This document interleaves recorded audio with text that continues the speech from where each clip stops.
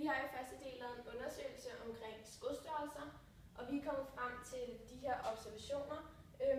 Det er ugrupperede data, og der er 26 svar. Og dem har vi så sat op efter størrelse fra den mindste til den største skostørrelse.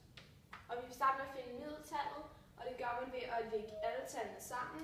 Og det vi kommer frem til, at det giver 1041. Og det dividerer man så med antallet af observationer, som er 26. Og det giver omkring 40. På den måde kan man finde ud af, at den gennemsnitlige skostørrelse i første del er ca. 40. Og så vil vi finde kvartiltallet, og vi starter med at finde nederste og øverste kvartil, eller nej, mindste og største værdi. Og den finder man ved at kigge på de to yderste tal af observationerne. Og det er i det her datasæt 36 og 46. Så vil vi finde medianen, og det gør man ved at finde det midterste tal af observationerne.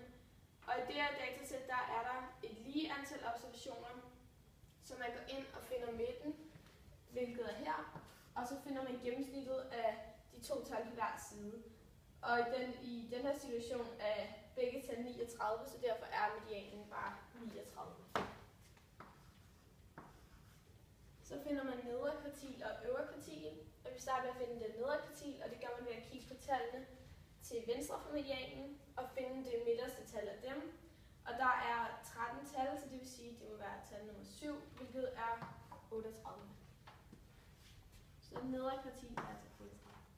Og det samme gør man på højre side af medianen. Og her der er tal nummer 7, 43.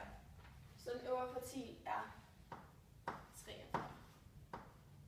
Og på den måde har man kvartilsættet, som man så kan lave boksplot ud fra.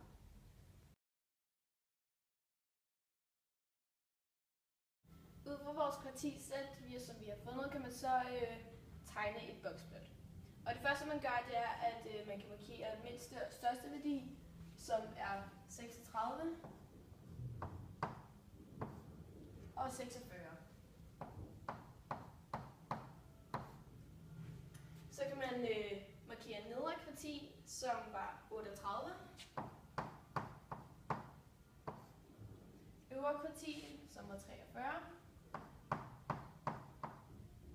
Og medianen, som var 39.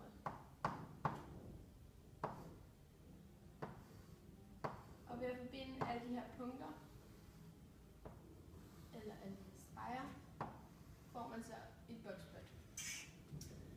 Og alle de her streger, de viser forskellige ting. Man kan aflæse kvartilsættet ud fra boksplottet ved hver af de lodrette streger, de to i enderne, som markerer mindste værdi og største værdi, og de to i hver ende af rektanglen, som markerer nederste og øverste kvartil, og så den i midten, som markerer medianen. Og man ved også ud fra et boksplot, at medianen, hver side af medianen markerer 50%, men også at der inde i rektanglet her ligger 50%.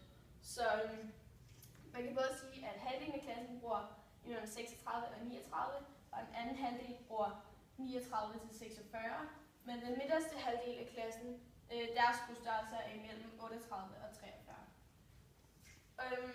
Og man ved også, at stregen her fra mindste værdi til nederste kvartil markerer 25%, så den fjerdedel i klassen med de mindste skostørrelser bruger imellem 36 og 38. Så er der også en anden fjerdedel imellem nedre kvartil og medianen, som så bruger imellem 38 og 39. Og den fjerdedel med de næststørste skostørrelser bruger her imellem medianen og øverste kvartil bruger imellem 39 og 43. Og den største fjerdedel skostørrelser i første del ligger imellem øverste kvartil og største værdi imellem 43 og 46.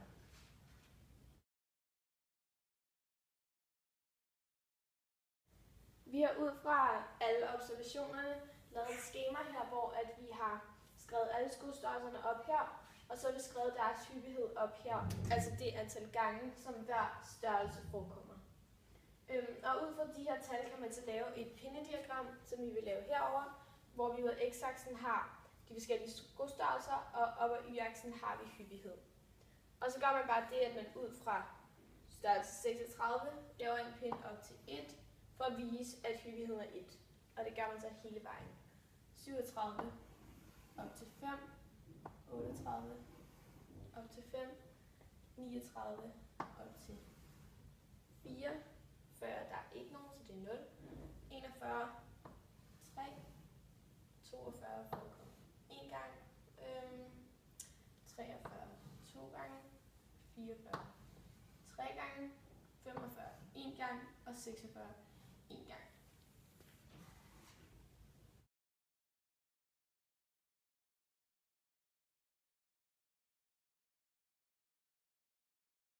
Første del om deres transporttid til skole, og derfra har vi fået ugrupperede rådata, og ud fra den ugrupperede data kunne vi finde mindste værdi og største værdi, og mindste værdien er 4,1 minutter, og største værdien var 43 minutter. Så har vi sat det ind til grupperet data med 5 minutters intervaller og sat alle tallene ind efter hyppighed, og derudfra kan man så finde middelværdien. Og middelværdien den finder man ved at tage halvdelen af transporttiden og gange med hyppigheden. Og det er så 2,5 gange 2, som så er 5. Og det gør man så hele vejen ned.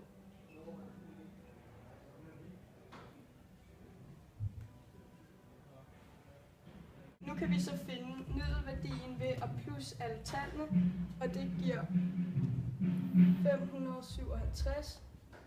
Og det dividerer vi så med antal af observationer, som så er 27. Og det er så lige med 20,63. Så det vil så sige, at middelværdien er 20,63 minutter.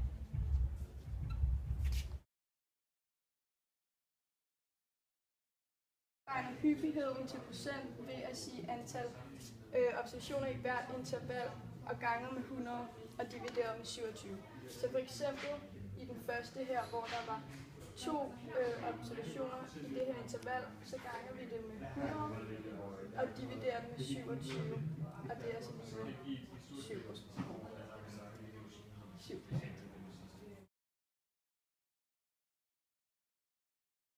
For disse data kan jeg tegne et histogram, som viser frekvensen.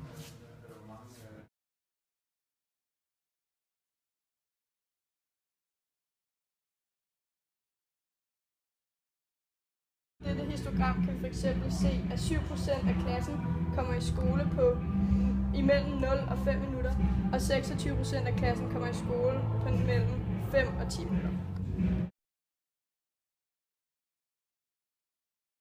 Okay, ud fra det grupperede datasæt over første dels transporttid, vil vi gerne lave en summekurve. For at lave en summekurve skal vi bruge de kumulerede frekvenser. Og dem laver vi ved at omregne frekvens til kumuleret frekvens. Det vil simpelthen sige, at 7% det er bare 7% for det første tal i tabellen. Og derefter så plusser vi så 7 med 26 plus 26, og det giver altså 33%. Det gør vi så igen. Altså, vi plusser 33% med 15%. Som giver 48%. Og det gør vi så indtil, at det giver 100%. Og det er så de kumulerede frekvenser.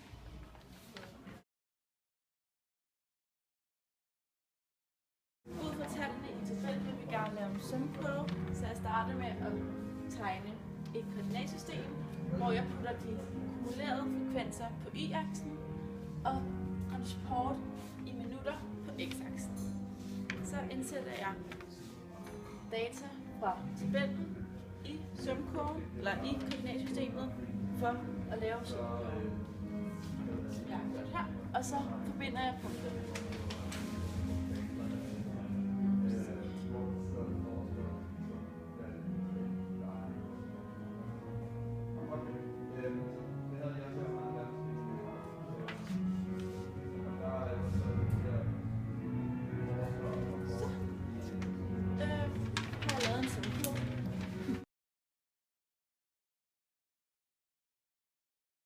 Summekurven kan jeg aflæse medianen, første kvartil og andet kvartil. Første kvartil aflæser jeg ved at finde 25%. Det gør jeg på y-aksen her. Og så lader jeg den falde ned på x-aksen, ser hvor den rammer. Og den ramte ved 8,5. Første kvartil er altså 8,5.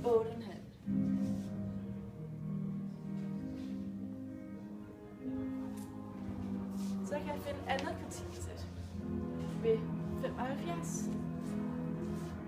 Og her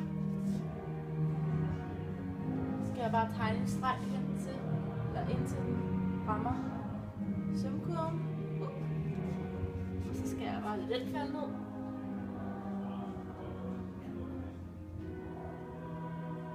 Så, den rammer ved 36. Og så finder jeg så medianen ved 50%, som jeg igen aflæser på y-aksen. Laver en streg indtil den rammer sømkurven og lader den falde ned på x-aksen. Upsi. Og det giver det på samme 16.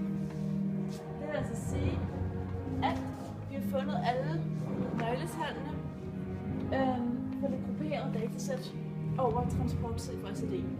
Største værdien er 43 minutter, mindste værdien er 4,1 minutter, median er 16 minutter, middelværdien er 7,6 minutter, første kvartil er 5,8 minutter, og andet kvartil er 36 minutter.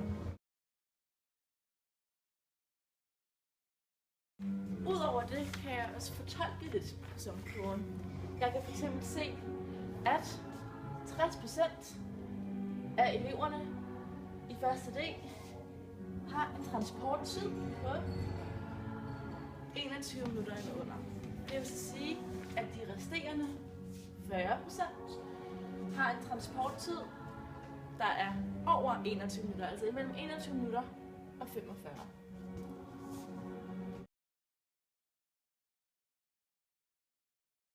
Ved hjælp af sumkurven kan jeg lave et boxplot ved at forlænge de linjer, jeg allerede har lavet, da jeg beregnede kvartilsættet og median.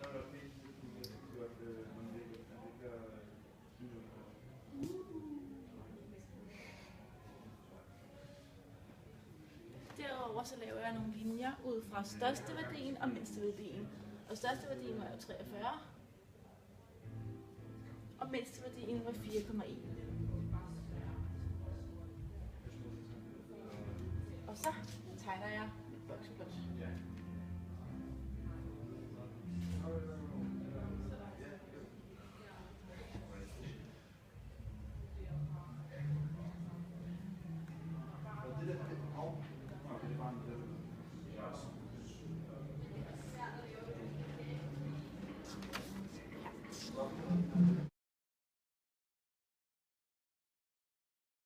Okay, ud fra boxplottet kan jeg se, at 50% af eleverne i første del, altså selve boksen, er imellem 8,5 og 36 minutter om at komme i skole. Jeg kan også se, at 25% er imellem 36 minutter og 43 minutter om at komme i skole. Jeg kan se, at de her 50% er imellem 4,1 minutter og 16 minutter om at komme i skole.